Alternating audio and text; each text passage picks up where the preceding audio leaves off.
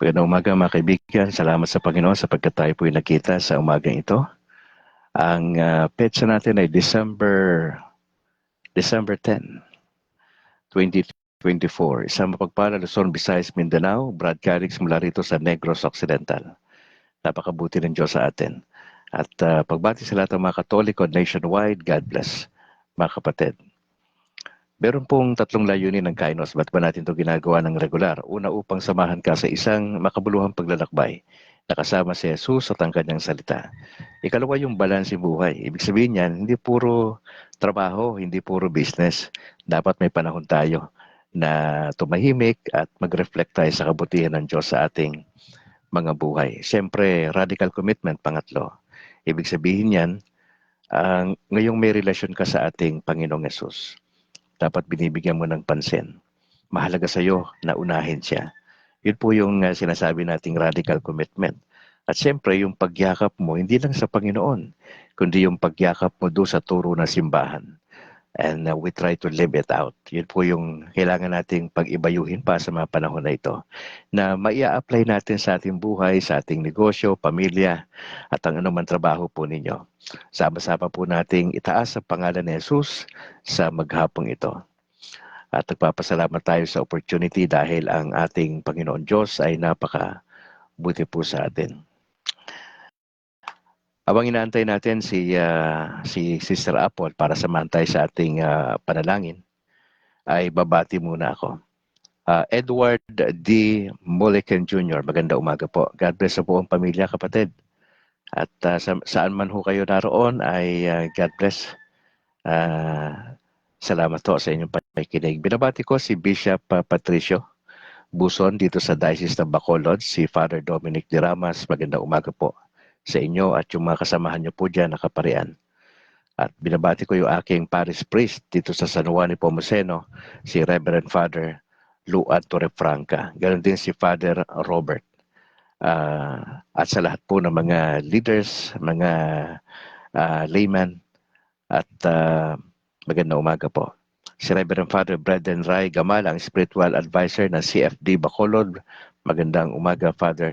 God bless. Sa lahat po ng Catholic Faith Defenders sa Bacolod, Granada, Talocat, Kabangkalan at nationwide, magandang umaga sa mga kasama natin sa Catholic Faith Defenders. Especially po si Christian Paul Gaylan, ang aming presidente sa Bacolod, si Harvey Angke, ang Vice President George Maquiles, ang Secretary, at si Bro JB Akma, ang Treasurer. Opo. Yun. Good morning. Magandang umaga, kapatid. Yes, Sister Apple, magandang umaga. Mga kapatid, magsisimula na po tayo at nandito na si Sister Apple para samahan tayo sa panalangin at Saints of the Day. Just go ahead, kapatid. Magandang umaga po sa ating lahat, sa ating mga kapatid, sa iyo brother, good morning. Sa ating mga Facebook live streamers, good morning po. Narinig po ba ako ng maayos? Pasensya na. Okay naman. Sige, go ahead. Okay, let us put ourselves in the most holy presence of God. In the name of the Father, and of the Son, and of the Holy Spirit. Amen. The Nicene Creed. I believe in one God, the Father Almighty, maker of heaven and earth, of all things visible and invisible.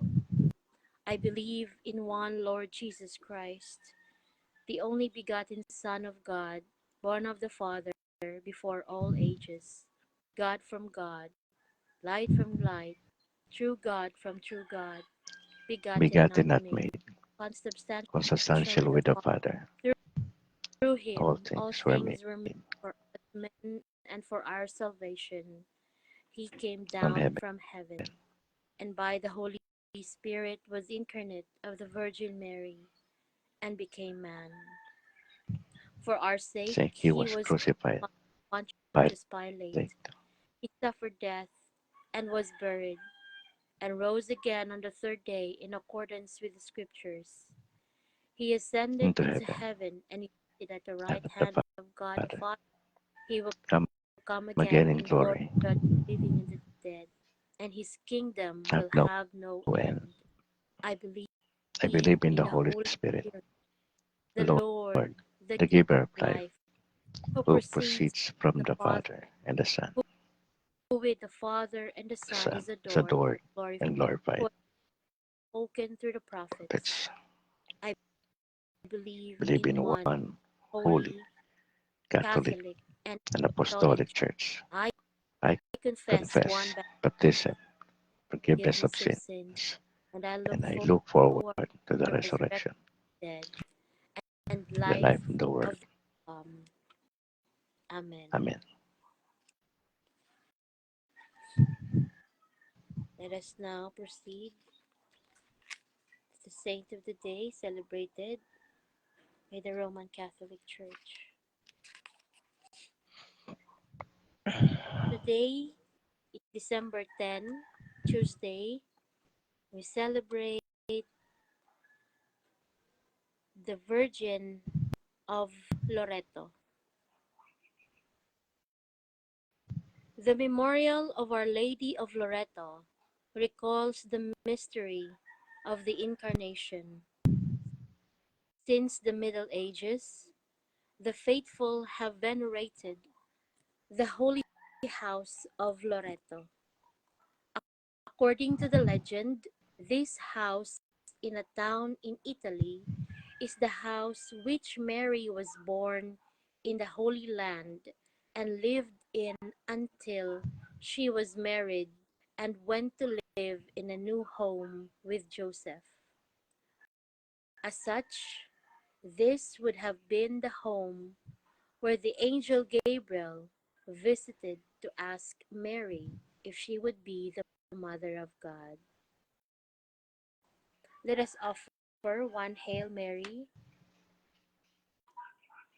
for the safety and protection of all the Negrosanon people due to the eruption of the Mount Canton.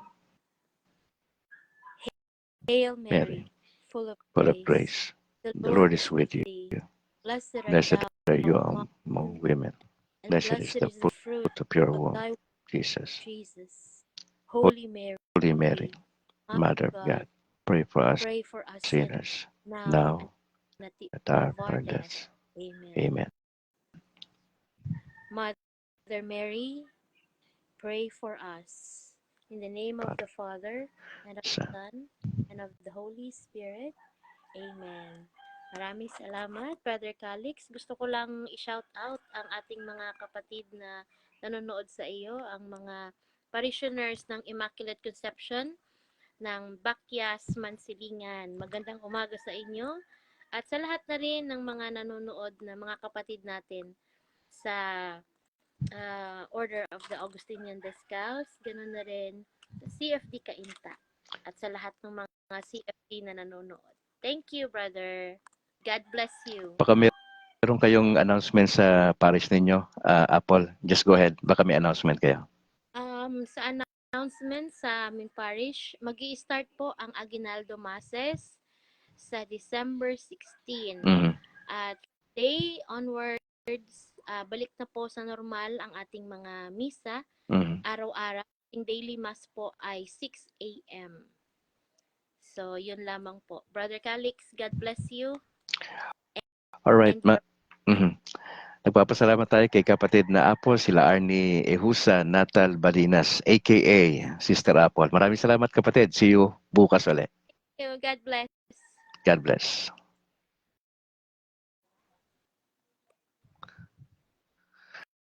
Alright, nakita natin at salamat sa Panginoon. Yan po yung ating bagong segment sa ating sa Kainos. Meron tayong panandalangin at may kapartner na si Brad Calix dito sa umaga, Sister Apple. At tinampok niya kanina yung Saint of for the Day. Po sa Katoliko, may mga santo tayo na kinikilala kada araw. Kaya salamat po sa ating Panginoon Diyos. Kuya Chris Moralejo, magandang, di ko alam kung umaga o hapon o gabi dyan sa Canada. Magandang umaga po. God bless sa buong pamilya. Mga kapatid, tayo po'y dadako na sa ating sa word bago tayo sa announcement mamaya. Let's go now sa Matthew chapter 12 verse 9 to verse 9 to 14 para makita natin yung kabuuang konteksto nito. Ang sabi sa Bible, Jesus left and went into one of their synagogues, where there was a man whose hand was paralyzed. Now some Pharisees wanted to accuse Jesus of doing something wrong. So they asked him, "Is it right to heal someone on the Sabbath?" Napansin niyo, sinabi ng Panginoon, Jesus answered, "If one of your sheep fell into a ditch on the Sabbath, wouldn't you lift it out?" Now, dinugtong pa niya, people are worth much more than sheep. And so it is right to do good on the Sabbath. Then Jesus told the man, "Hold out your hand." The man did, and it became as healthy as the other one. The Pharisees left and started making plans to kill Jesus. Mga kapatid, ang Panginoon Diyos nung siya ay nasa lupa pa at nagmiministeryo, isa po sa mga ginagawa niya ay nagpapagaling po siya.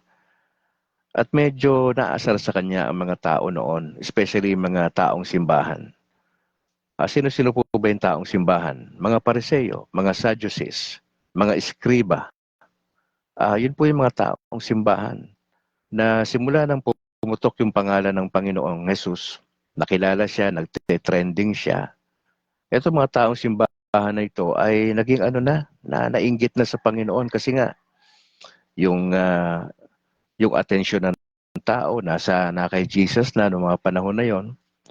At sila bilang mga leader ng simbahan, religious na dapat bigyang pansin ng mga Hudyo para nawala na yung atensyon ng tao sa kanila.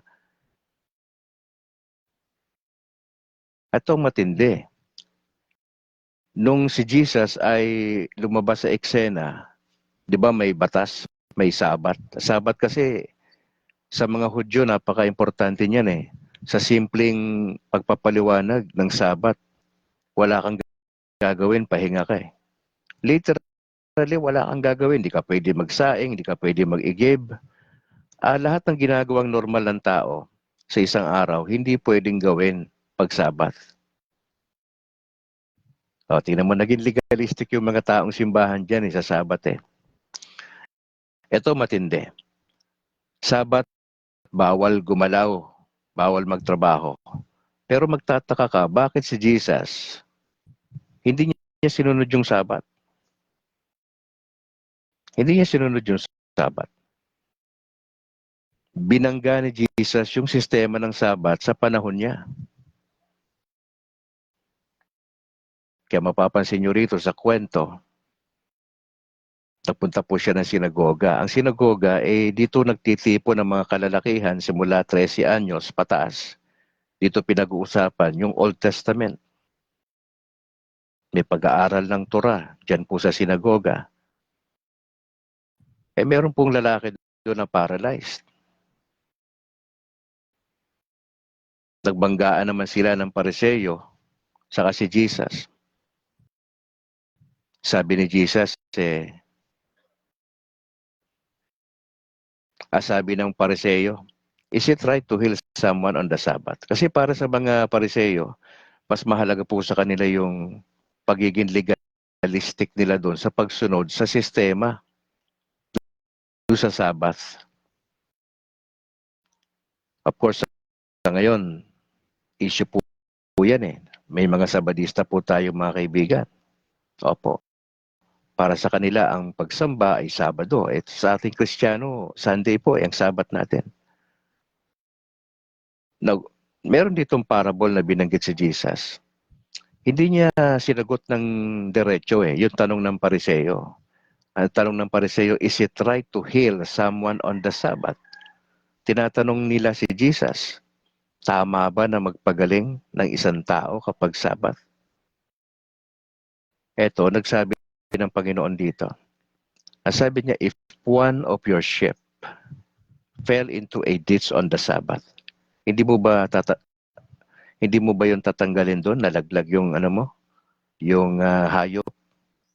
Hindi mo ba siya tutulungan? Parang ganon. Ang sabi ni Jesus, people are worth much more than sheep. And so it is right to do good on the Sabbath. Ano po yung reflection natin dito, mga kapatid? Sa isang banda, may mga pagkakataon tayo mga Katoliko, para tayo mga legalistic katulad ng mga Pariseo. Meron tayong strict na rules, di ba? Hindi naman masama na mayroon tayong rules sa isang banda kasi guidelines nga po yun eh. Pero kung itong rule na ito sa simbahan, sa bahay, kung ito naman ay hindi na ito makakagawa ng mabuti sa ating kapwa, parang may problema po doon. Eh dito, ang pinipilit ng mga Pariseo sumunod ka sa Sabat. Jesus, under ka dapat ng Sabat. Yan ay law. Ang problema nga, binabangga ni Jesus yun eh. Yung ganung kaisipan ng mga Pariseo eh. Na sinasabi niya, in effect, sa mga Pariseo, mas mataas ako kaysa sa Sabat. Ako ang Diyos ng Sabat. Dapat kayo ang magpasailalim sa bagong pamamalakad ko. Ang Sabat, bagamat pahinga yan, pero pwedeng gumawa ng mabuti. Illustration dito, if one of your sheep fell into a ditch on the Sabbath, wouldn't you lift it out? Bro Levi Posadas, magandang umaga po. God bless sa buong pamilya sa kay Pastor Posadas. Kay John Paul Ruby, magandang umaga. Sabi pa ng Panginoon, people are worth much more than sheep. Ito mga Pariseo na to, wala silang pakialam dun sa mga taong naghihirap eh. Yung kanila lang eh. Mga self-centered ito, mga religious na tao na to. Nangyayari ba yan sa panahon natin na may mga religious people na walang pakialam sa paligid, walang pakialam sa walang social concern, mga denomination sa Pilipinas na ang kanilang focus doktrina, hindi naman masama. Ang focus nila ay pag-aaral, ang focus nila ay ibang bagay, pero pag social concern, may mga simbahan na denomination sa Pilipinas, wala silang pake. Okay, kahapon, di ba? Ayon sa balita, pumutok yung kanlaon eh. Oh, sarap ng tulog ko noong oras na yun eh. Nagulat na lang ako, sabi ng misis ko, pumutok yung kanlaon. May pagyanig na nangyari. Ito ang tanong ngayon. Ayon sa balita, nasa 87,000 mga residente doon sa palibot. Malapit doon sa sa bundok ng Canlaon. May mga nakatira doon, may mga municipalities na malapit yan. Nililikas po sila eh. Hindi naman ho nagpapaalam yung pagputok ng bulkan, di ba? Yung weather natin pwede pa ma-predict ng, di ba? Pwede ma-predict kung uulan eh. Pero yung bulkan hindi eh. Oh, nasorpresa tayo kahapon, di ba? Alas 3 tayo mahigit ng hapon na nag-irap yon. Oh, nasaan ang mga religious people? Ano po yung pwede nating may ambag doon? Ayun, social concern yun eh. Ngayon, kung sasabihin mo, ba't kami tutulong dyan, Brad Calix? Di naman namin miyembro yan. Wala kaming pakisala sa kanila kasi hindi namin member yan. Ang priority lang namin, member lang namin. Ay, ganon. Dapat priority, miyembro. Hindi ba natin pwede isama yung hindi nyo miyembro? Sino ba yung simbahan na kapag may mga kalamidad nandun, nauuna sila doon? Simbahan Katoliko, yung binabanatan ng mga pastor lagi, yung sinisira ninyo sa inyong sermon, sa inyong Sunday school. Sinong nauna kapag may kalamidad? Nauna ba mga evangelical churches doon sa sakuna? May pakialam ba talaga kayo?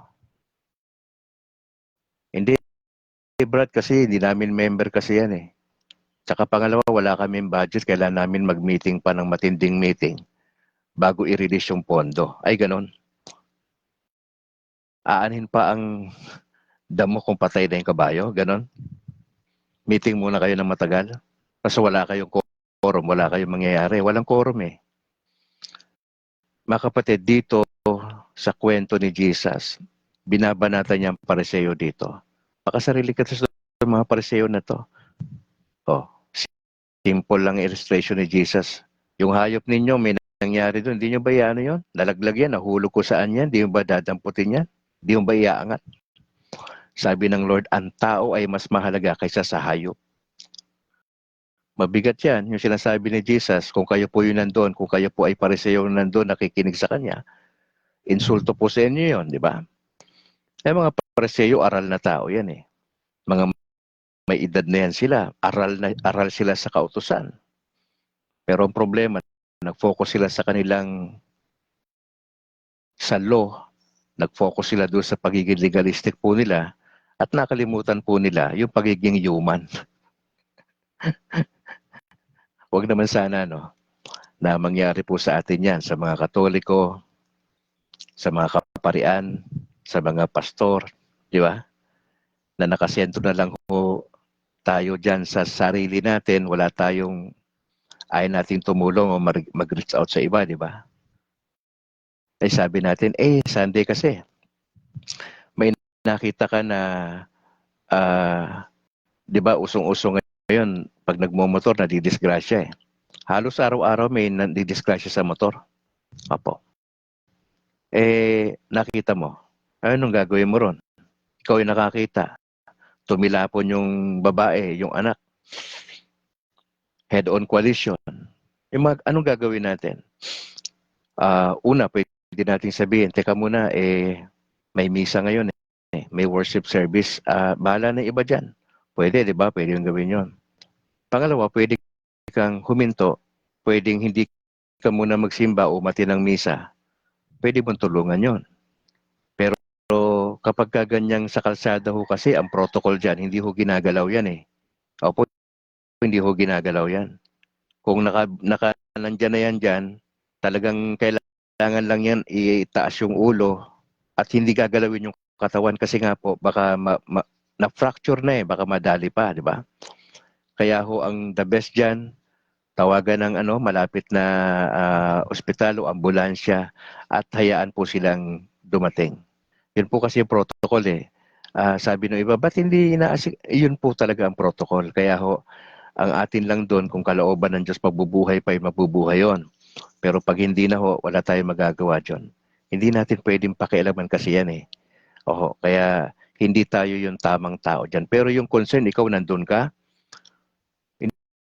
hindi ko lang alam kung anong gagawin mo. Maski na siguro matataranta rin ako. Kaya minsan, di ba nagta-traffic pag may ganyang nangyayari? Bakit nagta-traffic? Kasi osyosero tayo Habang nagmamaneho ka, tinitignan mo yun Di ba? Nakasaybe ko nga, ano meron dyan? Kaya hindi umaabante yung yung pala may nangyari doon sa unahan. Mabigat yung sinabi ni Jesus sa mga pariseo. People are worth much more than sheep. So it is right to do good on the Sabbath. Ito yung sinabi ng Lord. Para bang in effect sinasabi ni Lord sa mga pariseo, alam nyo, problema nyo, masyado kayong legalistic Bawal lang magtrabaho ng Sabbath. May nangyari nga Tama ang gumawa ng mabuti kapag ka-Sabbath. Huwag na kayong kumontra. Parang yan ang gustong sabihin ng Lord sa kanila. Now then Jesus told the man, hold out your hand. The man did, and it became as healthy as the other. Bawal magpagaling ng Sabat, pero nagpagaling si Jesus. Ano yung sinasabi niya? Binabangga niya yung batas sa panahon niya. Siya ang Lord ng Sabat, si Jesus Christ. So nung makita ng mga pariseo na nagpagaling si Jesus sa kabila ng bawal nga gumawa, pero para kay Jesus, bagamat Sabat, hindi bawal gumawa ng mabuti. Yung paggawa ng mabuti, yung pagpapagaling, mabuting gawa yon. Para kay Jesus, wag na kayong makialam. Tama itong gagawin ko. Mas mataas yung paggawa ng mabuti kaysa sundin ang batas nyo. Anong ginawa ng mga pariseo? The Pharisees left and they started making plans to kill Jesus. Pansinin nyo Nagsimula doon sa tanong nila, is it right to heal someone on the Sabbath? Kasi gusto nilang i-corner si Jesus Ibalik sa kanya Wala bang alam si Jesus tungkol sa issue ng Sabbath? Alam niya. Pero bakit Mas pinili ni Jesus yung gumawa ng mabuti kaysa sundin yung sistema o rules ng Sabbath.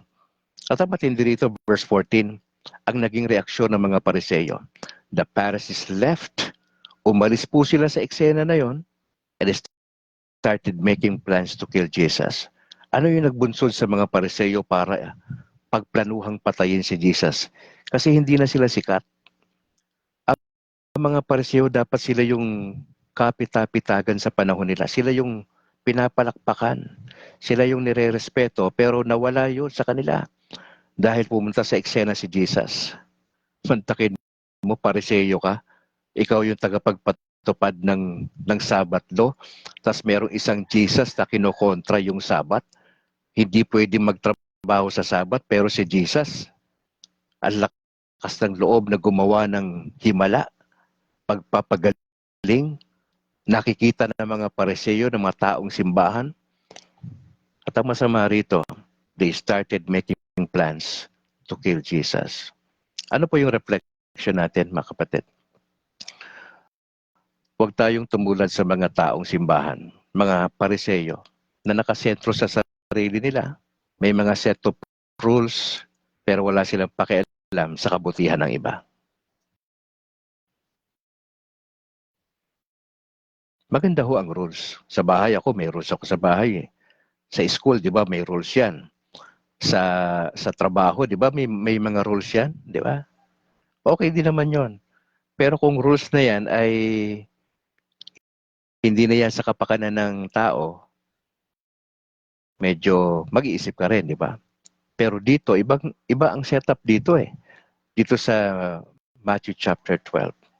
Pangalawa, mga kapatid, mas importante ho talaga yung kapakanan ng tao kaysa yung sistemang ipinapatupad natin. Minsan ho, di ba yung mga gwardiya, minsan napapansin mo wala ng parang walang order. Parang, bakit ganun? Napapansin nyo to pag nag-grocery kayo. Kung merong 5 yan na cashier, ang dami-daming tao na, ang bukas lang na linya, 2. Nasubukan nyo ba na magreklamo doon sa management at sinabi nyo, ano ba ginagawa nyo? Ang dami nang pumipila rito. 2 lang bukas na cashier dito. Tapos may maririnig ka na, ay, kulang ho kami sa tao eh. Ay ano ho, nagbi-break ho kasi sila eh. Ay, hindi ho talaga, 2 lang muna kasi may oras yung bubuksan lahat eh. Nagdadagsaan na nga eh, wala tayong gagawin. Di ba? Pagpapasok ka sa mall, di ba? Minsan may mga gwardiya na halos buklatin na yung bag mo eh. Bawal po yun eh. Bawal po yun eh. Kaya ako pag ako niya nasa mall na yan, ganyan, konting ano lang sa bag eh. Hindi ko binubuksan lahat eh. Minsan eh, dinideclare mo na mayroon kang laptop na dala eh. Ay pa nilang maniwala eh. Minsan ginawa ko, binigay ko sa gwardiya o ano. Di ba mabigat? Minsan matatawa na lang po tayo. Mga kapatid, nakita natin dito, pinapakita ni Jesus, mas mataas siya kaysa sa Sabbath. Siya ang boss ng Sabbath. Pagka Sunday, Sabbath natin yan pag Sunday. Hindi mas tamang gumawa ng mabuti kapag ka Sunday. Opo. Magtatalo ka lang yan sa isip mo eh. Papunta ka ng misa o ating ka ng worship service kung ikaw ay protestante at evangelical. May nakita kang eksena. 2 lang naman eh. Tutulong ka o aalis ka. Wala nang iba yon. May nakita ka ron, may nadisgrasya. Hihinto ka, tutulong ka, or pass by ka lang. Ang pwede mong gawin, oy, nakakaawa naman yun. Tumilapon yung mag-ama. Ay, kawawa naman. Wala kang gagawin eh. Ngayon, sino yung mas maayos sa harapan ng Diyos?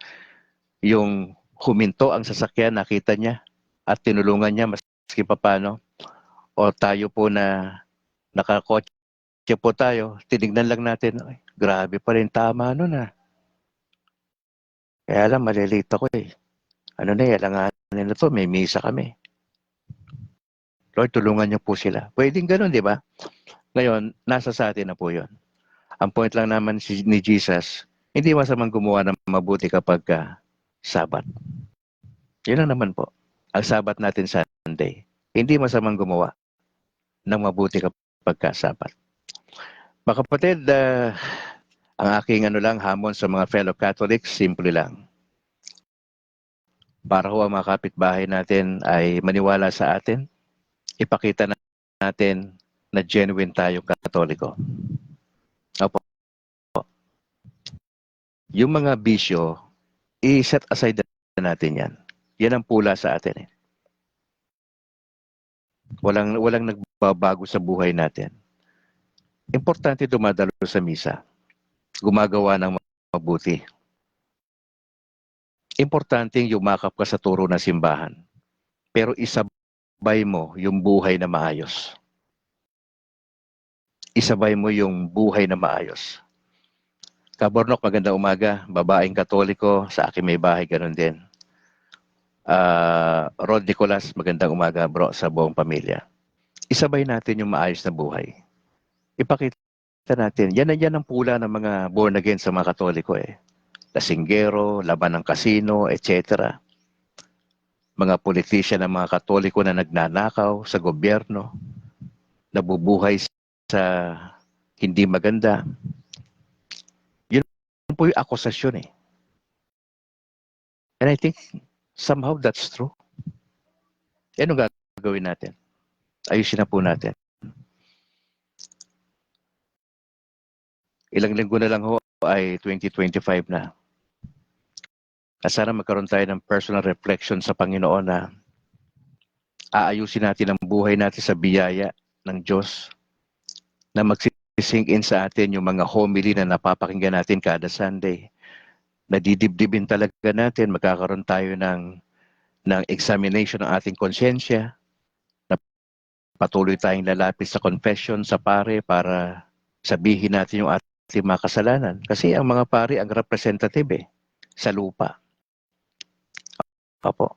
Kaya tayo lumalapit sa kanila asking for the goodness of the Lord. Di ho ba? Mga kapatid, announcement lang bago tayo tuluyang magpaalam.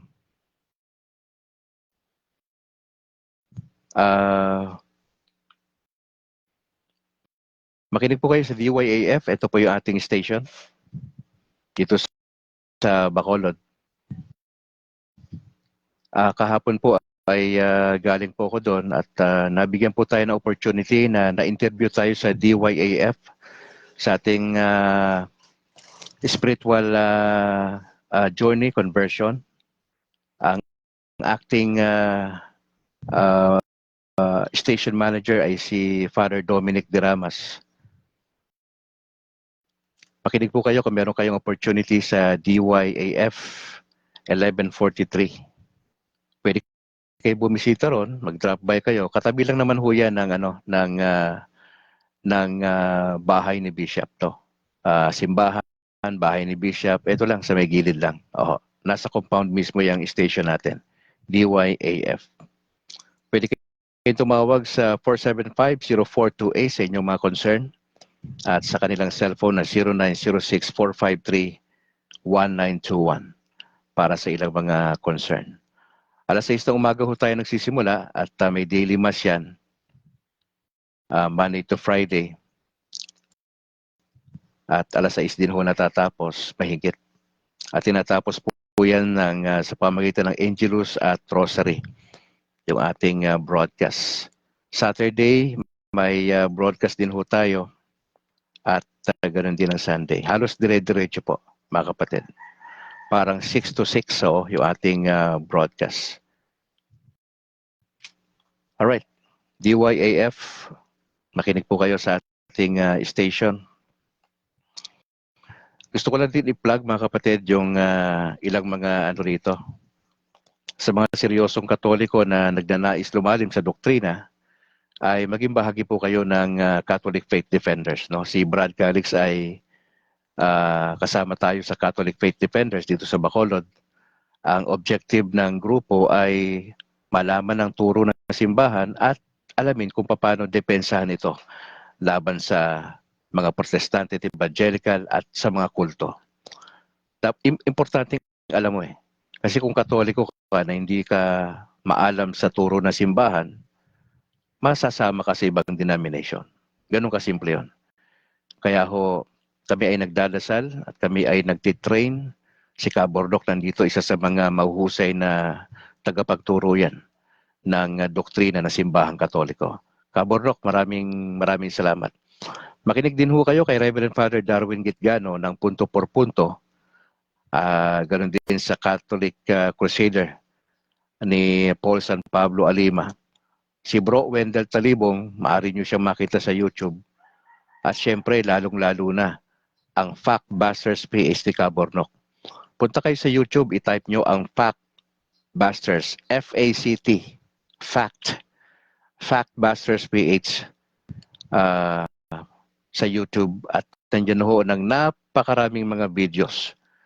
Ang 40 ng kapatid niya ito ni Kabordok ay i-expose ang turo ng dating daan ni Eli Soriano at sa ngayon nakafocus siya sa Iglesia ni Manalo. Puntahan nyo yan, highly recommended ko yan ang Factbusters PH. Napakahusay ng presentation. Maaliw ka. Maaliw ka sa presentation ng kapatid na ito, si Kabordok hindi nagpapakita yan. Yan yung talagang style yan. Hindi nagpapakita. Boses lang. Pero ibubulong ko lang sa iyo kung sino siya bubulong ko lang sa iyo. Pero hindi dito sa broadcast na to. Panagkita na lang tayo. Yan. Aletheia Network, Detcast, panoorin din natin yung mga kasamahan natin. At ang iba pa. Samahan nyo lang po si Brad Calix. O nga pala, magpapalit tayo ng ang nag-Kainos Live kasi may problema ng konti. Kasi may mga kaibigan tayo kasama dito sa grupo na pag tinype nila yung Kainos Live, parami lumalabas. Sabi ko, hindi maganda yan. Kailangan magpalit tayo ng ibang pangalan. Antabayanan nyo lang papalitan namin yan, yung ating page na yan kasi may kapangalan tayo. Ayaw nating may kapangalan Dapat something new. So, meron tayo sa YouTube, ang State of Grace, ang YouTube ni Brad Calix. Mag-subscribe po kayo mga kapatid. At antabayanan nyo lang yung mga post natin dyan Pero kasi mainly ang concentration ni Brad Calix ngayon, medyo kasi busy pag December. Dito muna sa profile na to sa Brad Calix. Dito lang muna tayo. So may problema tayo doon sa Facebook page natin na Kainos Live kasi maraming kapangalan. Problema yan pag maraming kapangalan Para bang sa NBI, may pangalan ka, maraming kapangalan, kaya matagal i-release sa'yo yung NBI mo, di ba? O kasi imbestigahan ka pa Dito ay natin mangyari yun, magka-problema pa tayo ng matindi, no? Kaya dito muna tayo sa Brad Calix, Okay ba yun? Punta kayo sa YouTube, Pakisubscribe po si Brad Calix dyan. State of Grace yung ating pangalan sa YouTube. Ayan, sige. Sir Isaiah Jolen, sir, magandang umaga po sa buong pamilya, Ayan, si Yam Montejo, maraming salamat. Ay, paki-share yung ating videos, mga kapatid, sa mga kaibigan nating Katoliko. Spread out natin to. Malapit na yung Misa de Gallo, yan po ay 16 hanggang 24. Ipanalangin po ninyo kami sapagkat kami po ay tumutulong sa ating doon sa diocese pagdating po sa mga kailangan kasi ng budget siyempre. Kailangan na mag-i-sponsor sa particular na araw. Halos lahat ng mga parishes po, yun po yung kanilang pinagkakaabalahan ngayon. Kaya ipanalangin po natin ang mga preparation na yan sa 16 hanggang 24. Alright, tayo po'y manalangin. Ama, salamat po sa umagang ito. Masaya kami sapagkat nandiyan kayo na patuloy na kumikilos sa aming mga buhay. Praying kami sa mga kasama namin sa broadcast today. Ang iba rito ay mga pastor, mga teacher, mga kaibigan ni Brad Calix, at majority mga Katoliko. I just pray, samahan nyo kami sa maghapon. Gusto naming ma-enjoy ang buhay na kasama ho kayo. Na ma-lived out namin yung prinsipyo ng Biblia. Ayaw lang po namin na maging maalam kami sa aral ng simbahan, kundi makita to sa buhay namin. Yun po yung pinakalayunin ng broadcast. At kami nagdadasal na ang Banal na Espiritu ay patuloy kaming sasamahan sa lahat ng aming gagawin. We would like to thank you, Lord, sa inyong kabutihan. Maraming, maraming, maraming salamat po. At naniniwala kami na hindi nyo kami pababayaan. Maraming salamat sa inyong patnubay. Lord, alam po namin na may mga pagkakataon na parang wala kaming gana magbasa ng Bible, walang ganang umatin sa service o sa misa. Kasi natatalo kami ng mga pagsubok sa buhay, nadi-discourage kami. Tulungan niyo ho kami na mapanindigan namin yung aming pananampalataya, na maging genuine ho kami, na maging handa po kami sa muling pagbabalik ng Panginoong Yesus. We just want to thank you. Maraming salamat po. Lord, binibigay namin sa inyo ang mataas na papuri sa umagang ito sa pangalan ni Jesus. Amen. In the name of the Father, and the Son, the Holy Spirit. Amen. O ipahabol po na announcement. Sa San Juan Nepomuceno Parish Church, kung saan po kabilang si Brad Calix, ay sa December 13, yan po ay sa Friday, this coming Friday, magkakaroon po kami ng anniversary po sa pagkapare ng aming parochial vicar na si Reverend Father Robert Christopher Nobles. Attention po sa lahat ng mga miyembro ng San Juan Nepomuceno Parish Church sa Sumag.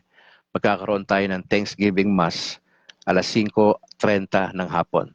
December 13, para po yan sa ating parochial vicar na si Reverend Father Robert Christopher A. Nobles. Mga kapatid, sa ngalan po ng aking may bayan na si Annalyn Ledesma Calixtro, Brad Calix mula rito sa Negros Occidental, sa lahat ng mga Katoliko nationwide, God bless. At sa mga kaibigan natin Protestante at mga Evangelical. To God be the glory, ingat po kayo. Mamayang gabi ha, alas 7, magkakaroon tayo ng usapang Katolisismo. Alas 7, kasama si Bro Harvey Angke, ang Vice President ng Catholic Faith Defenders sa Diocese ng Bacolod. Ingat po kayo. To God be the glory and bye for now.